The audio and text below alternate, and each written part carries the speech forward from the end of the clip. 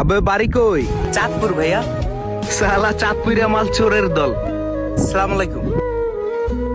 তোরে আমি গালি দিলাম, তুই আমার সালাম দিলি ভাই। চাঁদপুরের ছেলে আমি, সবাইকে ভালোবাসতে পারি।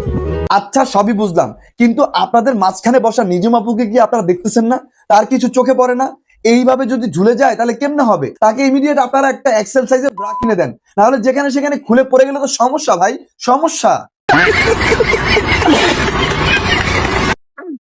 অসীম, আজকে তো চলে যেতেছে, আবার কবে আসবা? 2 months পর। মিস করবা না আমাকে? মিস করবা না? অনেক দেখছি না, মিস করবো না, তুমি তোমার সাথে ভিডিও কলে থাকবাই সারাদিন। সারাদিন মানে মানে ও কি হাঁটতে গেলেও ভিডিও কলে থাকে? আল্লাহ ছি। আচ্ছা আমার অডিয়েন্সদের কাছে একটাই প্রশ্ন, ছেলে হিন্দু মেয়ে মুসলিম, তাহলে কেমনে কি? আর অবশ্য এই মেয়েটার ফ্যামিলি এবং মেয়েটার নামে শুধু মুসলমান, মানে ওদের পোশাক আশাক কথাবার্তা মুসলিমদের মতো মনে হয় না। ঠিকই আছে, যেমন লাগে তেমনই মিলে। সঠিক বলেছেন। আপু আপনার ওন্না নাই? না, আমার ওন্না নাই।